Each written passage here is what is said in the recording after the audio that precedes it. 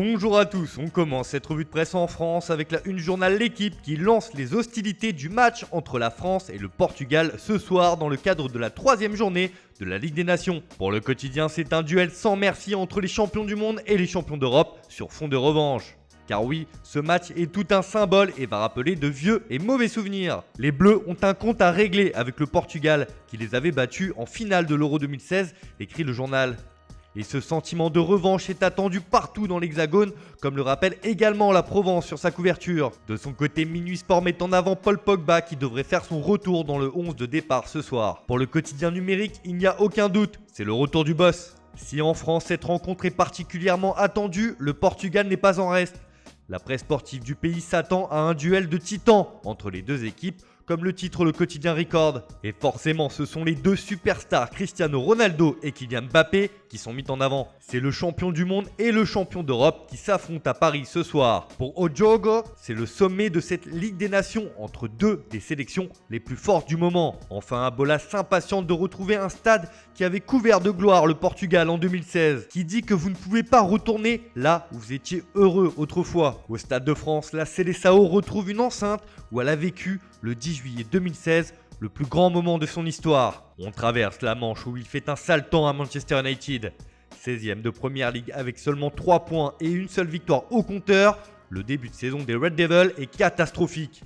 Et un homme est pointé du doigt, évidemment, il s'agit d'Ole Gunnar Solskjaer. D'ailleurs, le coach norvégien fait la une du Daily Express ce matin, qui n'y va pas par 4 chemins. Ole n'est pas à l'abri de se faire virer.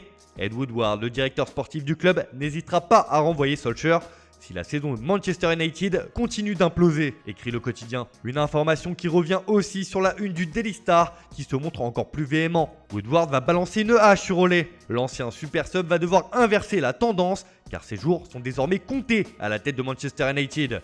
On file en Espagne où la Roja s'est imposée sur le plus petit des scores face à la Suisse hier soir 1-0. Une victoire importante qui fait la une de Marca qui se contente de la victoire et rien d'autre. Avec ce titre, bien les gars, bien. Un but d'Oyarzabal après une bonne pression a fait tomber la Suisse. Ce qui permet à l'Espagne de prendre la tête de son groupe devant l'Allemagne. Ce succès fait aussi la une du Mundo Deportivo qui estime que cette équipe est en train de changer sous la houlette de Luis Enrique. Désormais, la sélection espagnole sait souffrir. De son côté, le journal Sport met en avant la prestation d'Ansu Fati qui était titulaire hier soir. Et c'est un pas de plus pour la jeune pépite du FC Barcelone.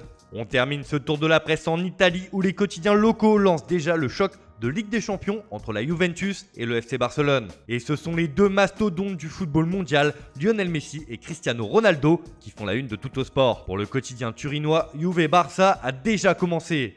L'éternel duel entre les deux phénomènes qui veulent le trône du roi du football est prévu le 28 octobre en C1 à Turin.